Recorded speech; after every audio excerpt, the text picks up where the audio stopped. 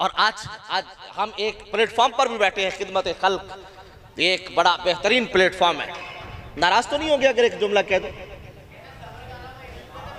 सुभान अल्लाह कहना भी जायज है, वैसे तो हाँ कहना भी जायज है। इन्हें चुप शाना बनया करो, कदे माड़ा मोटा बोल भी लिया कर।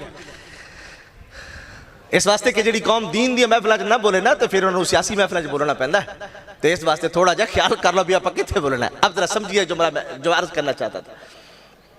भाई नबी पाक सल्लल्लाहु तआला अलैहि वसल्लम ने ये खिदमत खल्क कोई आज की इजाद नहीं है, ये दीन का वकार है, ये दीन मुस्तफ़ा का हुस्न है।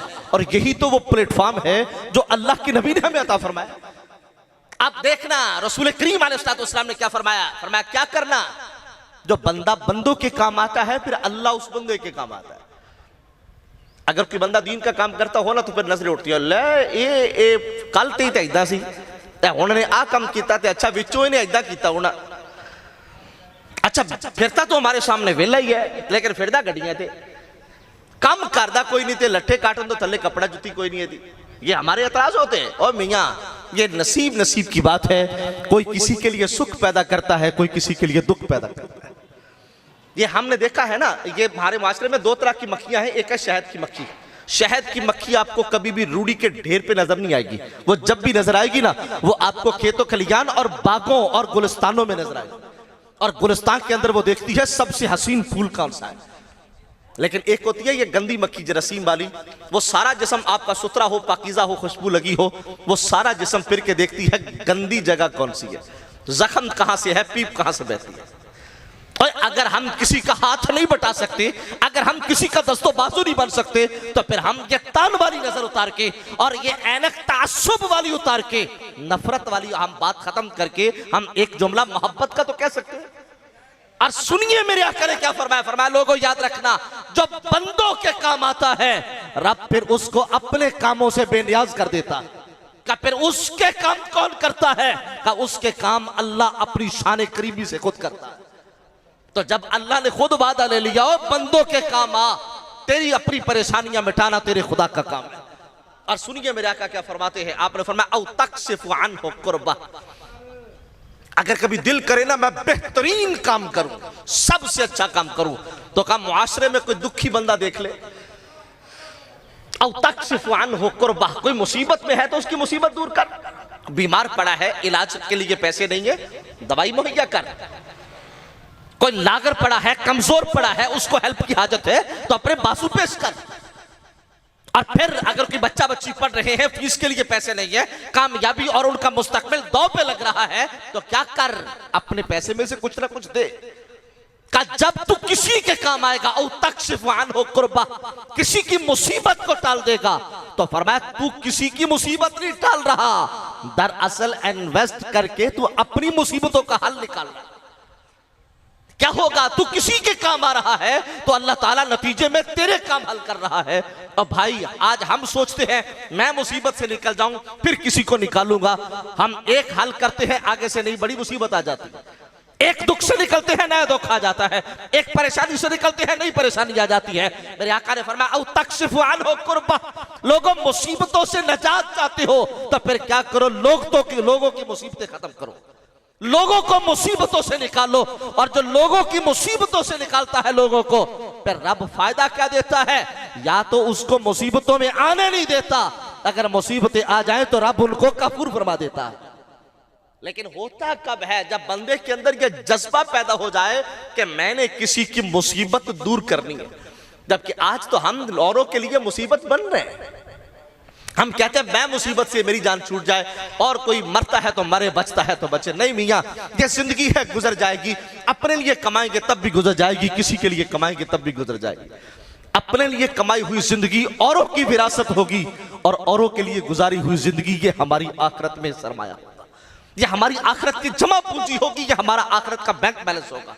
इसलिए कि मेरे आका ने फरमाया था माल तीन होते हैं, जो तूने पहना बोसीदा कर दिया,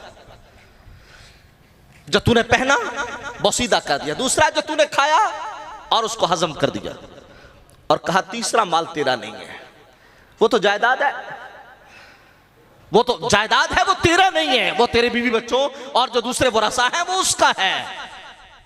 अजीज, इस हदीस पाक का वो जुमला सुनिएगा। आप फरमाया तेरा माल कौन सा है जिसको तू अपनी आखिरत के लिए बेच रहा है। अब देखिए, किसी को हम सुरूर कल्ब देने के लिए कुछ देंगे तो हम अपनी आखिरत में जमा करेंगे, किसी की मुसीबत दूर करने के लिए देंगे, हम अपनी आखिरत संभालेंगे। और मेरे आका ने फरमाया अगर हो सके ना तो फिर एक तीसरा काम भी कर दिया करो, अगर कोई कर्जदार हो ना, उसका कर्ज चुकाने की हिम्मत ना हो तो कहा चुपके से फिर उसका कर्ज चुका दिया करो। और तकदी अन हो देना, किसी का कर्ज किसी का उतार दो, किसी का कर्ज चुका दो। एक बहुत बड़े अलामा साहब गुजरे हैं, पुराने बुजुर्गों में उनकी बहुत बड़ी किताब भी है एक। वो दीन पढ़ने के लिए तशरीफ ले गए ना, तो पैसे नहीं थे। वो मदरसे के साथ जो दुकान थी ना, वो थी किसी गैर मुस्लिम की, यहूदी की थी। उसको जाके कहा मियाँ हम परदेसी हैं, दीन पढ़ने के लिए आए हैं, हम खाता लगवाना चाहते हैं आपकी दुकान पे, दीन इधर पढ़ेंगे, जो खर्चा है तेरी दुकान से करेंगे, जब हमारा दीन का कोर्स मुकम्मल हो जाएगा ना फिर हम मजदूरी करेंगे, तेरा कर्ज चुका के चले जाएंगे। उसने कहा कोई मुश्किल नहीं है बेटा, पढ़ो। दोनों साथी पढ़ने के अंदर मसरूफ हो गए, अच्छे आलिम बने, जो खर्चा होता दुकान से ले लेते और लिखवा दिया जाता। जिस दिन पढ़ाई मुकम्मल होगी ना, कहा हाँ मियाँ बता हमारा खर्चा कितना हुआ, हमारी तालीम मुकम्मल हो गई है, अब हम मेहनत करके आपका कर्ज चुका देते हैं। दुकानदार ने कहा बेटा तुम दीन पढ़ने आए थे ना, कहा हाँ दीन पढ़ने आए थे। कहा दीन तुम पढ़ते रहे हो, खर्चा तुम करते रहे हो, मैं तो सिर्फ लिखता ही था। कहा अल्लाह ने मेरे कमाने में उतना फायदा नहीं दिया जितना तुम्हारे खर्च करने पे दिया। उसने ना वो तालिब इल्म वाली जो कापी थी ना, वो फाड़ के कहा जाओ तुम्हारा खाता साफ है और मैंने तुम्हारा वो सारा कर्ज माफ कर दिया। वो नौजवान थे, वो अपने इलाके की तरफ वापस आ गए। कुछ सालों के बाद वही आलिम हरम काबा के अंदर हज बैतुल्लाह के लिए गए ना, वो तवाफ कर रहे थे तो वही यहूदी आगे तवाफ कर रहा था। उसका हाथ पकड़ के कहा ओए मियाँ तू तो यहूदी नहीं था? कहा था। का फिर ये इस्लाम की दौलत कैसे मिली? का जिस दिन मैंने तुम्हारे वो कर्जे वाली कापी फाड़ी थी ना, का उसी दिन ही कुफर वाले खाते से निकाल के मेरे नबी ने नाम इस्लाम वाले खाते में डाल दिया था। का उसी दिन ही आंख सोई नसीब जागा, अल्लाह के नबी की जलवा करी। आपने फरमाया दीन पढ़ने वालों पे खर्च करता है, हम तुझे ये एहसास देते हैं कि जो दीनदारों के काम आता है फिर हम उसको जहन्नुम का ईंधन नहीं बनने देंगे, बल्कि हम उसको जन्नत का हुस्न बना के रखेंगे। का बस वही काम वही मेरी नेकी मेरे काम आ गई। अजीज, अगर हम किसी को कर्जदार देखते हैं तो उसका कर्ज चुकाइए। और फरमाया औ तत्रुदु अन्हु जुआ, अगर हो सके तो लोगों के लिए इज्जत वाला दस्तरखान लगा दिया करो। तो आज के इस सबक के अंदर मैंने इस हदीस पाक के तनाजुर के अंदर कुछ अखलाकियात आपके सामने पेश करने की कोशिश की है। दुआ करें अल्लाह ताला हम सबको इन पे अमल करने की तौफीक अता फरमाए। व आखिर दावाना अनिल हम्दुलिल्लाहि रब्बिल आलमीन।